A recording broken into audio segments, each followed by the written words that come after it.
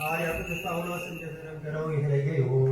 የሐዋርያው ቅዱስ ጳውሎስ መልእክት ወደ ምዕራፍ ሁለተኛ ምዕራፍ 1 ከቁጥር 6 እስከ 12 ጸሎትና በረከቱ በርሰሌ ካለባቸው በአካባቢያ በአባ መርቆሬዎስ በደብራችን ደብረ ብርሃን ምስጋና እንዲሁም በዚህ በተሰነ በተሰነ ይነግራል። አሜን።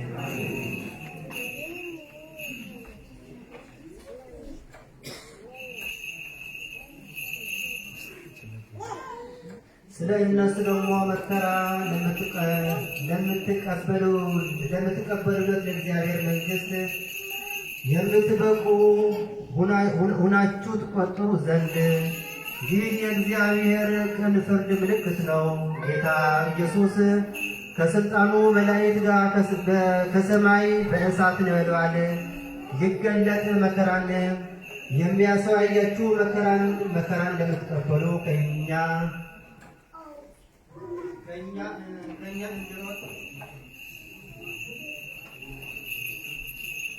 ጋር በዕረፍት በብድርም አድርጎ እንዲመለስ በእግዚአብሔር ፊት በእርግጥ ጽድቅ ነውና እግዚአብሔር የማያውቁት ለጌታችን ለኢየሱስ ክርስቶስ ወንጌል ለሰማይ ታዘዙትን ይበቀላል።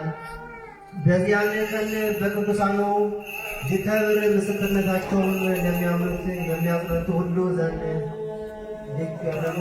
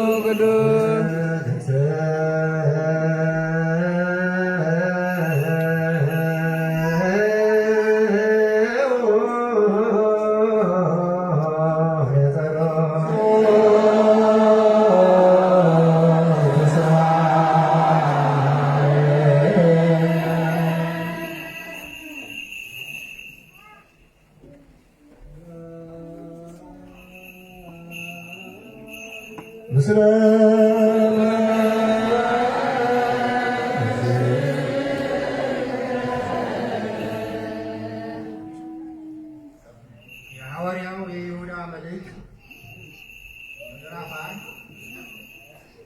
ቁጥር 20 እስከ 25 ጸሎቱና በረከቱ በሁላችን ሕዝበ ክርስቲያን ነው። እናንተ ግን ወዳጆች ሆይ ከሁሉ ይልቅ በተቀደሰ ሃይማኖታችሁ ራሳችሁን ለማነጽ እየተጋችሁ በመንፈስ ቅዱስም እየጸለያችሁ ወደ ዘላለም ሕይወት የሚወስደውን የጌታችንና የኢየሱስ ክርስቶስን ምሕረት ስትጠባበቁ በእግዚአብሔር ፍቅር ራሳችሁን ጠብቁ።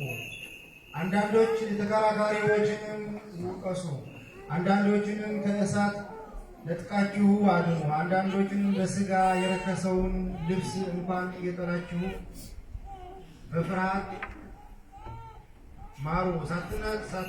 ሳትሰናከሉም እንዲጠብቃችሁ በክብሩም ፊት በደስታ ነውር የሌላችሁ አድርጎ እንዲያቆማችሁ ለሚችለው ብቻውን ለሆነ አምላክና መድኃኒታችን ከዘመን ሁሉ በፊት አሁን እስከ ዘላለም ድረስ በጌታችን በኢየሱስ ክርስቶስ ክብርና ግርማ ኃይልም ስልጣንም ይሁን፣ አሜን።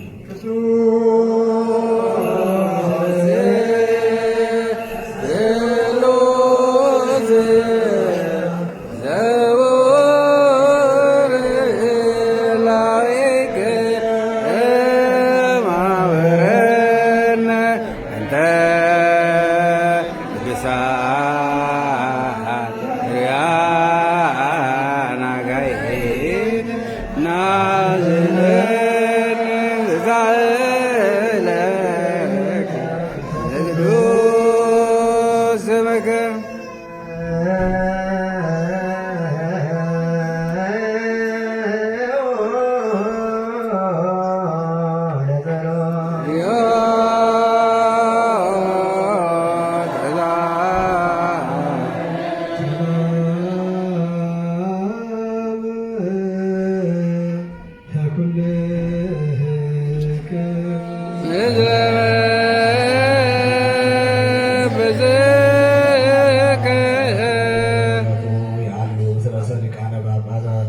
ጳጳሳትን አባ መርቆሬዎስ አባ ማትያሶም ስለ ጳጳስን አባ ዲዮናስዮስ ስለ ኩሎም ሕዝበ ክርስቲያን ወቀባ አለመካንነ ደብረወዊ ምስለ ሀገሪትነ ኢትዮጵያ ለዓለመ ዓለም አሜን።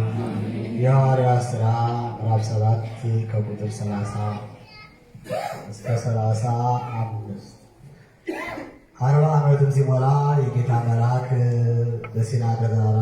በሲና ተራራ ምድረ በዳ በቁጥቋጦ መካከል በእሳት ነበልባል ታየው። ሙሴም አይቶ ባየው ተደነቀ። ሊመለከትም ሲቀርብ የጌታ ቃል እኔ የአባቶችህ አምላክ የአብርሃም አምላክ የይስሐቅ አምላክ የያዕቆብ አምላክ ነኝ ብሎ ወደ እርሱ መጣ። ሙሴም ተንቀጥቅጦ ሊመለከት አልደፈረም። ጌታም የቆምክባት ስፍራ የተቀደሰች ምድር ናትና የእግርህን ጫማ ከእግርህ አውልቅ፣ በግብፅ ያሉትንም የሕዝብን መከራ ፈጽሜ አይቼ መቃተታቸውንም ሰምቼ ላድናቸው ወረድሁ። አሁንም ና ወደ ግብፅም እልክሃለሁ አለው። ሹምና ፈራጅም እንድትሆን የሾመህ ማን ነው ብለው የካዱትን